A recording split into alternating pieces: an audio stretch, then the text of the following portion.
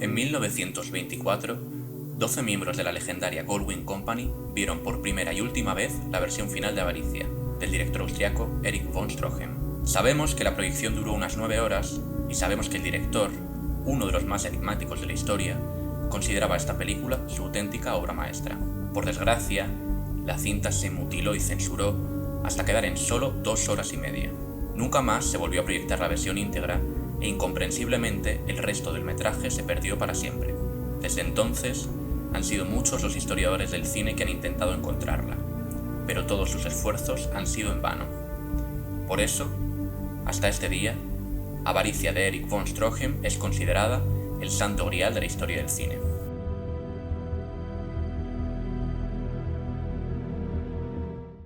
La historia de su director es tan intrigante como la propia historia de la película.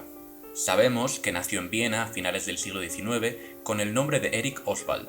Una vez llegó a Hollywood, empezó a difundir una historia según la cual tenía grandes orígenes aristocráticos. Sin embargo, finalmente se averiguó que emigró a los Estados Unidos después de haber desertado el ejército en su país de origen.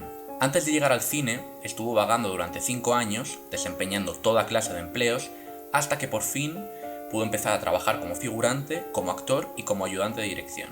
Ingresó en el séptimo arte de la mano de nada más y nada menos que David Griffith, con quien llegó a trabajar en El nacimiento de una nación y en Intolerancia. Desempeñó con bastante frecuencia el oficio de actor, soliendo interpretar el papel de algún terrible militar prusiano, incapaz de mostrar una gota de humanidad en su rostro. En una de las películas se llegó a publicitar su personaje como el hombre al que te gustaría odiar. Así, poco a poco, fue ganando experiencia y notoriedad dentro del mundo del cine y pudo empezar su andadura como director. En este puesto, desde el principio, fue el protagonista de múltiples conflictos. Fue en Esposas frívolas, su tercera película, cuando comenzó su mala relación con el legendario productor de Universal, Irving Thalberg. Al parecer, el rodaje de la película se alargó varios meses y el presupuesto se disparó hasta llegar al 1.000.000 de euros por primera vez en la historia del cine. La duración quedó en unas 4 horas y la voluntad de Stroheim era exhibirla en 2 partes, pero Thalberg, antes de despedirle definitivamente, optó por cortarla a la mitad. Con todo, la película fue un éxito y años más tarde, el director Jean Renoir reconocería que fue esta película la que le hizo querer dedicarse al cine. Después de este inmenso éxito, firmó un contrato con la Goldwyn Company para dirigir Avaricia, su gran obra maestra. La historia estaba basada en una novela de Frank Norris, a partir de la cual Stroheim escribió un guión mastodóntico de unas 300 páginas. El rodaje comenzó en San Francisco en el año 1923. A los 3 días de empezar, el presupuesto inicial ya se había duplicado. 2 meses después, cambiaron de localización y empezaron a rodar en el Valle de la Muerte, un desierto al sureste de California. La decisión de rodar en un desierto no era nada habitual y de hecho supuso una auténtica temeridad. El Valle de la Muerte no tenía ni carreteras, ni hoteles, ni estaciones de servicio o agua potable, y estaba ocupada por tarántulas, escorpiones y serpientes venenosas. El rodaje se hizo entre los meses de mayo y junio, teniendo que soportar temperaturas de hasta 52 grados. De los 43 miembros del equipo que trabajaron en la secuencia del Valle de la Muerte, 14 enfermaron y fueron enviados de regreso a Los Ángeles. Jan Herschel, uno de los protagonistas, sufrió un sangrado interno y tuvo que ser trasladado directamente al hospital. Todo esto se hizo con el gran objetivo de obtener una estética cruda y naturalista que reflejara verazmente las condiciones que experimentaban los personajes de la película.